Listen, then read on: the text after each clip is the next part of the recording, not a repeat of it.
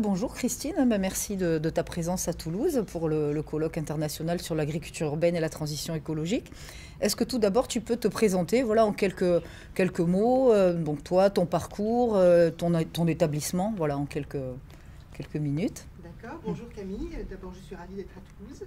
Donc je suis Christine Aubry, je suis agronome et chercheur à l'INRA et j'ai fondé il y a 5 ans, presque exactement jour pour jour, une équipe de recherche sur les agricultures urbaines qui est associée à AgroParisTech. Donc je suis à la fois chercheur INRA et professeur consultant AgroParisTech et donc j'ai le plaisir et la charge de manager cette équipe de recherche pluridisciplinaire sur les agricultures urbaines. Ok. Non, mais c'est sûr que je sais que c'est une belle équipe qui est en plus vraiment à cheval entre voilà, l'agronomie, les sciences humaines et sociales, voilà, qui est vraiment bien complète. Alors dis-moi pour le colloque, donc un petit peu, bon, je vais dire qu'est-ce qui t'a fait venir, bon, voilà, l'agriculture urbaine, mais voilà, un petit peu qu'est-ce que tu en as pensé voilà, de ces différentes journées, qu'est-ce qui t'a plus, enfin peut-être pas interpellé, mais je veux dire, voilà, qu'est-ce qui t'a plu davantage, intéressé Alors, beaucoup de choses m'ont intéressée. Et en particulier la session que tu m'avais demandé de coordonner avec Cyril Adou, qui a été vraiment très intéressante pour nous, à la fois dans son contenu et dans les personnes qu'on a rencontrées, parce qu'on a fait de belles rencontres. J'ai aussi beaucoup aimé la session sur environnement et santé, qui m'a semblé tout à fait intéressante, posant de belles questions de recherche et de belles questions opérationnelles. Voilà, et j'étais ravie des contacts que j'ai pu avoir avec l'ensemble des participants.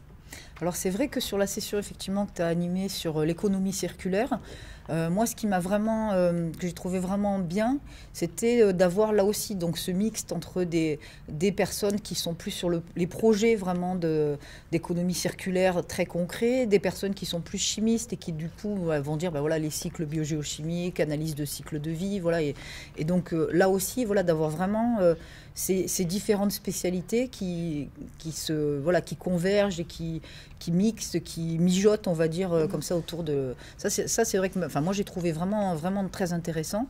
Et c'est vrai que voilà, sur les aspects environnement-santé, là aussi, oui, c'était intéressant oui, de voir des personnes qui vont peut-être être un peu stressées avec la pollution et finalement qui se rendent compte qu'on peut la gérer. Voilà, donc tous ces échanges... Ce que j'ai aussi beaucoup apprécié hier dans la session sur économie circulaire, c'est les échanges entre, c'est le fait qu'il y avait une des interventions portant sur les pays du Sud. Et je reste assez persuadée qu'on a beaucoup de choses, nous, au Nord, à apprendre de ce qui est un peu naturellement des économies circulaires au Sud. Ah, tout à fait, ouais. Oui, oui. C'est ça, c'est vrai que qui était vraiment intéressant aussi pour le colloque, c'est qu'on on avait à la fois là, des pays d'Afrique, du Brésil, de l'Inde, enfin voilà, on a eu vraiment, et à la fois des jeunes aussi, des jeunes qui étaient très très motivés. Et je pense qu'avec aussi avec le numérique, avec voilà, le fait d'avoir des doctorants qui bougent, etc., ça peut aussi beaucoup, beaucoup aider. Voilà. Et j'ai vraiment senti aussi cette notion de réseau qui s'installait bien, je veux dire, entre les personnes, quoi. Ça, c'est vrai que c'était vraiment très agréable et voilà, scientifiquement, humainement. Ouais. Alors maintenant, je vais te demander sur des projets, tu en as, je sais, des multiples projets. Voilà, parce que bon, Christine, c'est vraiment, je dirais pas la papesse, mais en tout cas, c'est notre mère un peu à tous sur l'agriculture urbaine au niveau du groupe français. Donc beaucoup de projets. Donc peut-être voilà, deux projets rapidement qui te tiennent actuellement plus à cœur et un peu contrastés, peut-être. Alors, il y a 2 projets, alors je suis désolée, c'est en région parisienne, c'est peut-être ce que je connais le mieux, ça ne veut pas du tout dire, je ne fais pas du tout du parisianocentrisme. Le premier, il s'appelle Veniverdi, c'est en fait une micro-ferme urbaine qui s'est installée dans un collège et qui réussit l'exploit, parce que je crois que c'est vraiment un exploit, d'amener des ados d'un quartier en difficulté à s'intéresser à l'agriculture et au potager. Ça n'était pas gagné d'avance, on peut se dire. Et dans les faits, ça marche très bien. Il y a vraiment une belle dynamique aujourd'hui. On a eu le plaisir de placer comme animateur un de nos anciens étudiants. Et ce projet très multifonctionnel fait donc à la fois de la pédagogie, mais aussi de la production pour les épiceries sociales et solidaires du quartier. Et c'est vraiment à la fois tenu par des personnes tout à fait intéressantes sur le plan humain, et c'est très intéressant sur le plan scientifique, parce qu'on a vraiment l'illustration concrète de ce que c'est que la multifonctionnalité. Alors le second, je vais être encore plus centrique, c'est un projet à la fois de recherche et d'enseignement qui est notre toit potager expérimental sur le toit d'AgroParisTech. Alors en fait, si j'en parle, d'abord c'est parce que c'est quand même un peu le premier. Il existe depuis 2012, il est en même temps que notre équipe. Et c'est une expérimentation, mais c'est aussi un lieu qui est très visité. Une expérimentation où on quantifie les services écosystémiques fournis par ces agricultures sur les toits. Mais c'est aussi un lieu très visité par le grand public. Là, tout dernièrement, il y avait des rendez-vous au jardin le week-end dernier. Et on a accueilli, enfin on a dû refuser du monde. C'est vraiment beaucoup d'intérêt de la part du grand public pour ce genre d'expérimentation. Voilà, alors on essaye aujourd'hui de le pérenniser, de pouvoir éventuellement le multiplier sur Paris, afin d'avoir d'autres sites d'expérimentation, à la fois sur les systèmes de culture, sur les services écosystémiques, sur la pollution, sur beaucoup de thématiques. Mais c'est vrai que quand je t'entends aussi, c'est vrai que, voilà, parce qu'on en a déjà un petit peu discuté sur ces aspects d'agriculture urbaine, ce qui est vraiment agréable, c'est que ça permet assez facilement finalement aussi d'ouvrir, d'avoir ces échanges entre les chercheurs et l'espace public, les citoyens, parce que c'est vrai que c'est des sujets, voilà, faire pousser des tomates sur son balcon, avoir des petits animaux, se préoccuper de l'alimentation durable, etc. Ça intéresse tout le monde, voilà, même finalement, on disait même les adolescents, je veux dire, parce que finalement, de plus en plus, ils se posent quand même des questions aussi, et puis ils sont assez généreux aussi, plein de vie, les ados. Donc moi, je pense que c'est à la fois courageux et très pertinent de faire des projets avec les ados, finalement. C'est vrai qu'au début, ça peut faire peur, mais c'est vraiment très bien. Et non, mais c'est vrai que ça m'étonne pas, je veux dire, que ça marche bien et que du coup, ça crée vraiment du lien entre la recherche et les citoyens aussi, ces projets.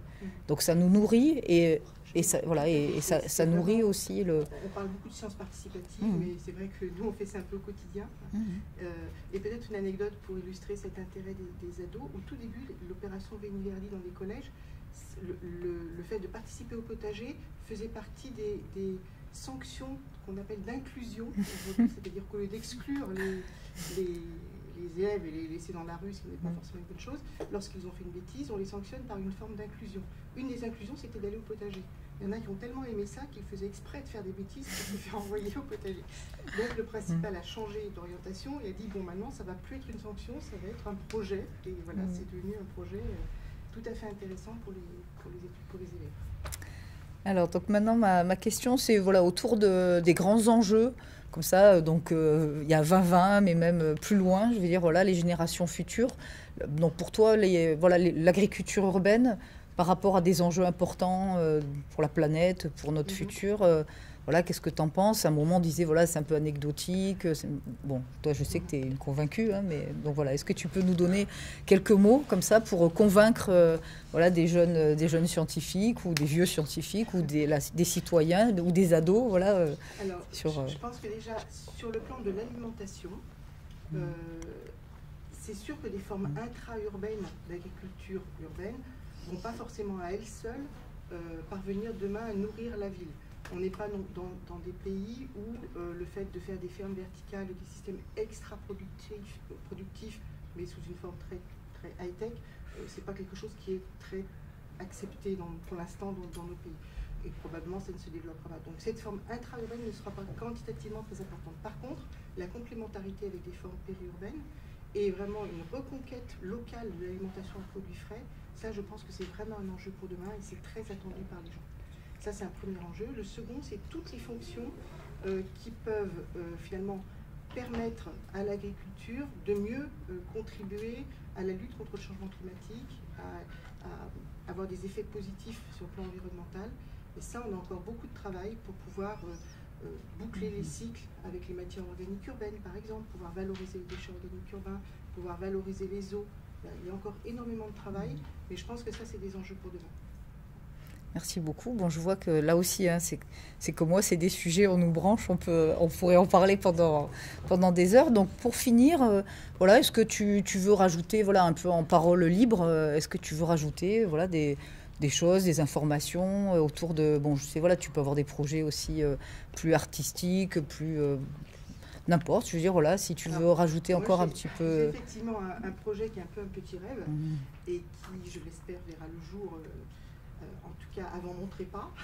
C'est de pouvoir reconstituer, notamment à Paris, mais peut-être dans d'autres villes aussi, ces fermes maraîchères de la fin du 19e et du début du 20e siècle, qui étaient très productives, qui étaient complètement bio, hein, et qui participaient fortement à l'approvisionnement des villes, avec des techniques qui étaient des techniques tout à fait innovantes pour l'époque, et qui finalement se retrouvent aujourd'hui incluses dans des mouvements comme la permaculture, des choses comme ça, qui réinventent quelque part un peu l'eau chaude, hein, mais bon, c'est très bien parfois de réinventer l'eau chaude.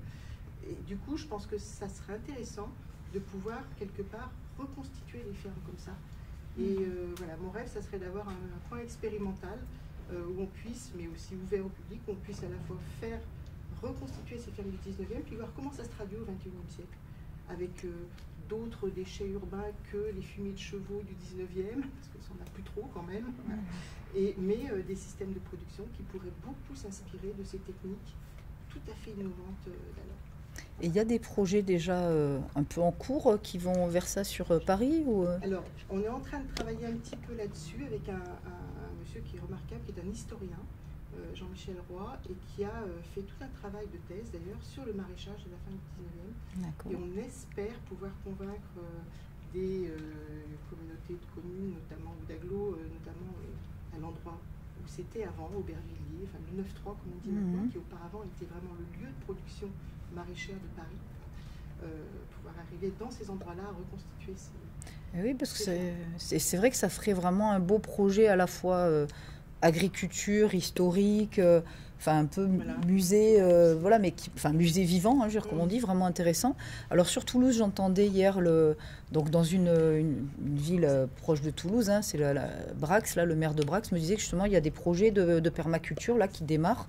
Donc de toute façon, voilà, on sait on travaille déjà ensemble, qu'on a un réseau, mais moi je t'ai toujours dit, voilà. Il n'y a pas de souci, hein, on est partant sur les projets, surtout si c'est le projet de tes rêves. Donc je pense tu peux nous convaincre facilement de tous bosser pour essayer de concrétiser ce rêve. Bon, voilà. Merci d'avance. Non, merci à toi, Christine, voilà, d'être venue à ce colloque où tu as vraiment largement participé. Et puis voilà, on sait que pour la suite, on va bien continuer. D'accord. Voilà. Merci. Merci à toi.